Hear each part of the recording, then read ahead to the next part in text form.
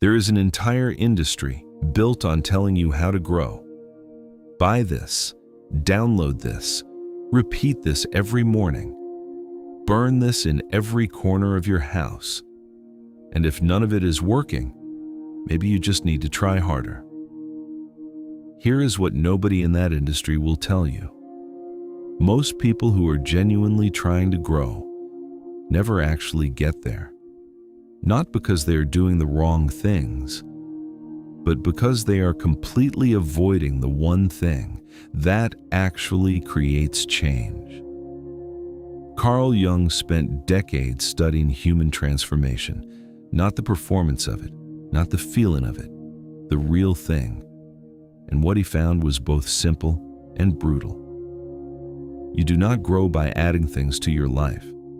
You grow by removing what is keeping you anchored to the version of yourself that no longer serves you. Today, 5 specific things Jung identified as the heaviest psychological anchors a person can carry. These are not bad habits. They are not surface-level behaviors. These are deep psychological identities that most people have built their entire self around.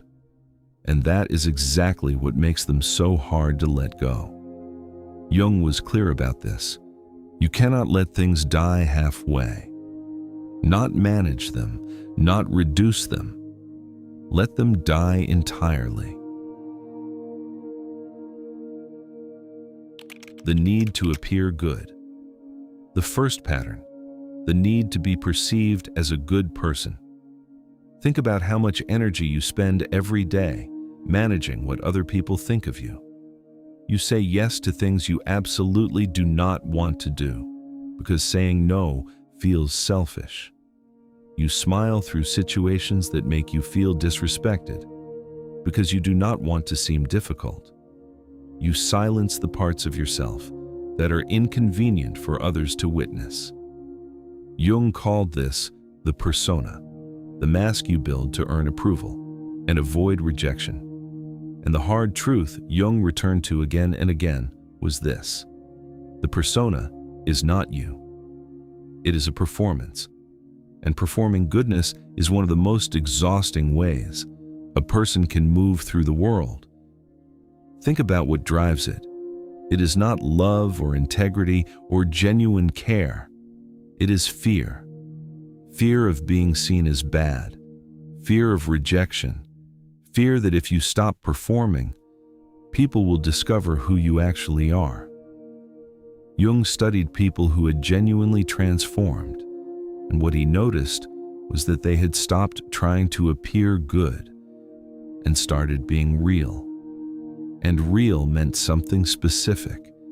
They could be warm and firm, generous and boundaried, compassionate and honest, even when honesty was uncomfortable. A person who has dropped the good persona cannot be controlled with guilt. For many people, being the good person was not just a social habit, it was a survival strategy developed in childhood. So when you start to release this pattern, it does not just feel uncomfortable, it feels like psychological annihilation. Jung would say you have actually released this when you can disappoint someone and feel okay. Not great, not proud, just okay. Stable, grounded in your own knowing, without needing to chase and explain. The compulsion to fix everyone. The second pattern, the compulsion to fix, save, and heal everyone around you. If you identify as empathetic, a natural helper, a sensitive person, I need you to sit with what I am about to say. Your desire to help people may not be as selfless as you think it is. Jung studied what he called the wounded healer archetype, people who are magnetically drawn to those who are suffering, who feel most alive when they are needed. And what Jung found over and over again was that this compulsion was almost never about the other person. It was about the helper. When your sense of value is built on being needed, you will unconsciously seek out people who need you. And here is the darkest part of this pattern. When those people start to get better, start to become more capable and self-sufficient, you may unconsciously pull away from them, because if they are okay, who are you? This is not compassion. This is codependency wearing compassion's clothing. Releasing this pattern does not make you cold. It makes you discerning. It means you help from fullness instead of from a wound that has not been addressed. You will know you have released this when you can hear someone describe a problem and not immediately produce a list of solutions. The need to be understood. The third pattern, the attachment to being understood. How many conversations have you had where you spent 30, 40 minutes trying to make someone understand why you felt a certain way? You explained it one way. They did not get it. So you tried another angle. Still nothing. So you rephrased it again. And when it still did not work, you walked away feeling invisible, alone inside your own experience. Jung identified this as one of the most destructive forces, keeping people stuck, because of what it reveals about your relationship with yourself. If you need other people to understand you, in order to feel valid, you have not yet developed what Jung called internal authority. You are outsourcing your sense of reality to other people's ability to comprehend it. Let me say that again. You are outsourcing your sense of reality to other people's ability to comprehend it. Most people, even the ones who love you, do not have access to your inner world. They have never lived inside your body. They have never seen through your specific history and perception. They literally cannot fully understand you. What Jung found in people who had genuinely evolved was that they had a different relationship with being understood. They shared when it felt right, but they did not need the other person to get it in order to feel solid. This is not arrogance. This is not isolation. It is self-trust. You will know you have released this when someone fundamentally misunderstands you and you feel sad, maybe, but not destabilized. The fantasy of who they could become. The fourth pattern, the fantasy of who someone could become. You have someone in your life, maybe a parent, maybe a partner, maybe a close friend, and they consistently let you down.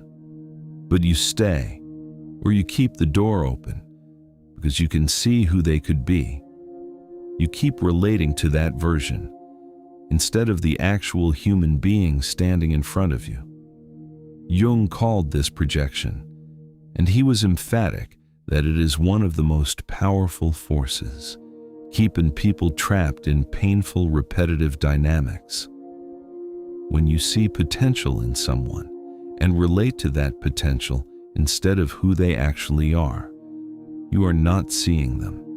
You are seeing something you have placed onto them. A story you need to be true. A version of them you need to exist. Because the alternative would require you to make decisions you are not ready to make. Releasing the fantasy of who someone could become requires grief, real grief.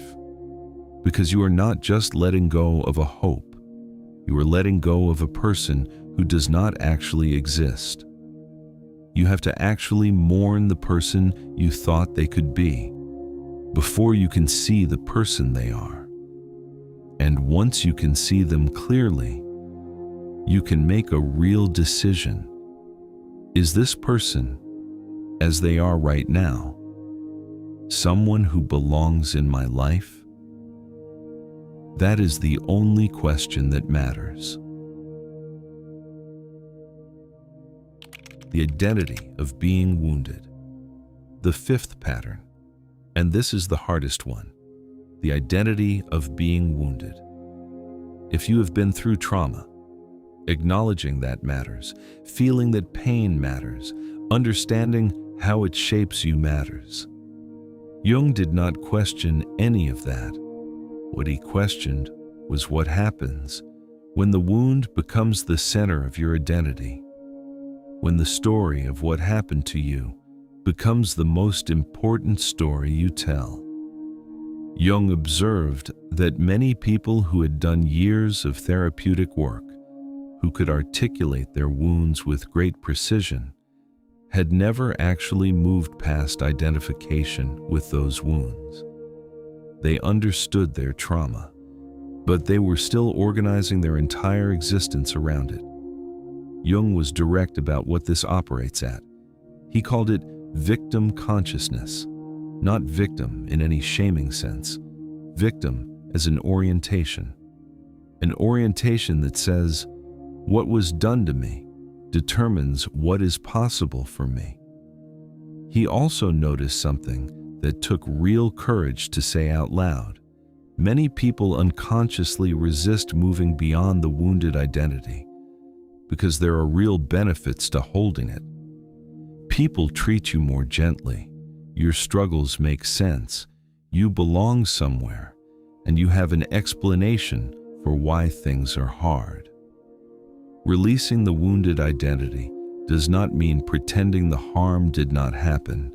It means integrating those experiences rather than centering them, becoming someone who carries what happened without being defined by it. The question shifts from, why am I this way because of what happened, to, who am I becoming through it? You have probably noticed something running through all 5 of these patterns. Each one is an identity, a self you built, often for very good reasons, often as a genuine response to a real situation. The good person, the helper, the one who needs to be understood, the one who sees potential in people, the one who was wounded. And each identity, however it got built, is now a weight. Jung's core insight was this: transformation is not additive. You do not add enough good things on top of these patterns and eventually override them. The patterns are too heavy for that. The only thing that actually works is subtraction, release, the willingness to let those identities die. And he was honest that this feels like dying, because parts of you that have existed for years do have to end. Jung called this the void, and he said it was not a sign that something had gone wrong. It was a sign that something real was happening. Real transformation does not happen in the comfortable, well-lit spaces. It happens in the transition, in the darkness between who you were and who you are becoming. Not crystals and sage, not affirmations and apps.